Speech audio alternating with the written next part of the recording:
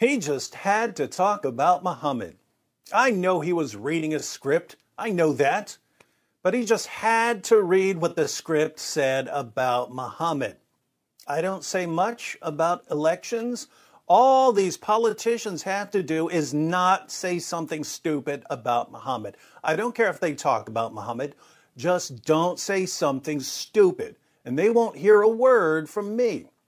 Unfortunately, we've got a man who's running for president of the United States of America, quoting Muhammad without having the slightest clue what the quote actually means.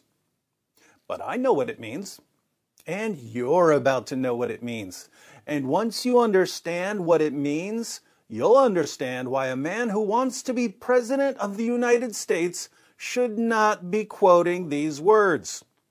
Joe Biden just said to his Muslim listeners, Hadith from the Prophet Mohammed instructs, whomever among you sees a wrong, let him change it with his hand. If he is not able, then with his tongue. If he is not able, then with his heart. What a great quote. I wonder what Muhammad meant by it. Did Muhammad mean what Joe Biden apparently thinks he meant? Let's find out. In Sahih Muslim 177, a small dispute breaks out because a Muslim is about to deliver a sermon before the prayer. Another Muslim objects and points out that Muhammad would do the sermon after the prayer. So we have to do things the way Muhammad commanded. And then there's this quote, I heard the messenger of Allah say, whoever among you sees an evil action, let him change it with his hand by taking action. If he cannot, then with his tongue by speaking out. And if he cannot, then with his heart by hating it and feeling it is wrong. And that is the weakest of faith. So far, so good. But sometimes we have multiple hadiths, and one hadith will expand upon another hadith. Maybe we should check and see if Muhammad explains himself. The next hadith, Sahih Muslim 178, is basically a repeat of 177, but the one after that goes into a little more detail about what Muhammad means by the hand, the tongue, and the heart. Sahih Muslim 179. It was narrated from Abu Rafi, from Abdullah bin Masud, that the Messenger of Allah said, there is no prophet whom Allah sent to any nation before me, but he had disciples and companions among his nation who followed his path and obeyed his commands. Then after them came generations who said what they did not do and did what they were not commanded to do. Whoever strives against them with his hand is a believer. Whoever strives against them with his tongue is a believer. Whoever strives against them with his heart is a believer. Beyond that, there is not even a mustard seed's worth of faith. So, prophets are sent to their nations, and they give commands. They establish laws. Their followers obey their commands. But later generations come along, and they don't obey the commands. So the true followers of the prophet have to strive against these rebellious people with the hand, i.e. by physically forcing them to obey God's law, or if they can't strive with the hand because their enemies are more powerful than they are, then they can strive with the tongue, i.e. by preaching and condemning and rebuking and winning support.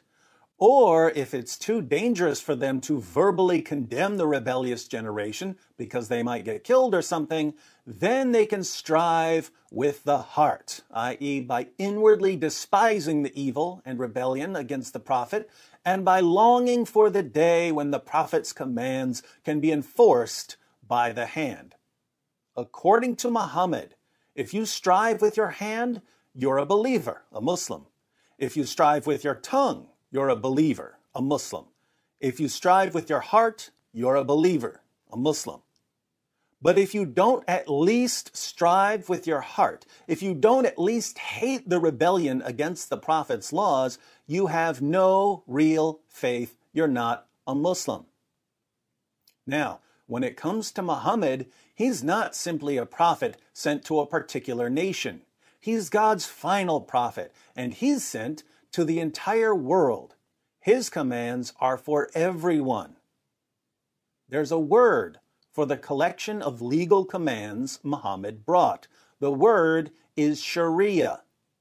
So Muhammad brought sharia, and his followers obeyed his commands. But other people don't obey his commands. What are his followers supposed to do? They're supposed to strive against disobedience and rebellion with the hand or with the tongue, or at the very least, with the heart. Do you know what the Arabic word for strive here is? All the Arabic speakers who are watching right now certainly do. The Arabic word is jahadahum, i.e., wage jihad. Muhammad brought sharia, and his followers have to establish and enforce it. They establish and enforce it through different forms of jihad. There's jihad of the hand, establishing and enforcing sharia through fighting and carrying out the legal punishments. Think ISIS. There's jihad of the tongue, preaching and condemning and calling for sharia. Think Anjem Chowdhury. And there's jihad of the heart, hating the evil around you and longing for the day when it will be destroyed. So, Joe Biden just told Muslims, hadith from the Prophet Mohammed instructs, whomever among you sees a wrong, let him change it with his hand. If he is not able, then with his tongue. If he is not able, then with his heart. any Muslim who actually knows his sources and understands his religion just heard Joe Biden say, Muhammad commanded you to kill apostates and to kill homosexuals and to chop the hands off of thieves and to terrorize the unbelievers. So you need to obey him to whatever extent you're able, depending on your status in society. The United States of America is in rebellion against the teachings of the Prophet Muhammad, so wage whatever form of jihad you can against it, because if you don't, you're not a real Muslim. Probably not what he intended, but that's what informed Muslims just heard him say.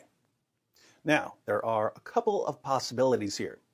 Joe Biden's speechwriter might be a total moron who did a Google search for great quotes from the Prophet Muhammad and put this quote into the speech without realizing what the quote is actually about. A more disturbing possibility is that an informed Muslim wrote that speech for Biden and that it was a coded message to other informed Muslims. The message would be something like, "This guy will say whatever we tell him to say. To prove it, we'll have him call for jihad against his own country. Vote for him because he's ours now." For those of you who are cheering because I just criticized Joe Biden and raised a disturbing possibility about why he accidentally called for jihad against America, and for those of you who are freaking out because I just criticized Joe Biden and raised a disturbing possibility about why he accidentally called for jihad against America, let me say, this is not about Republican versus Democrat. George W. Bush said some of the dumbest things ever about Islam. This isn't about party. This is about stupid and dangerous. Whatever he was in the past, Joe Biden, right now, in 2020, is completely, utterly, totally stupid and very, very dangerous. More on this tomorrow.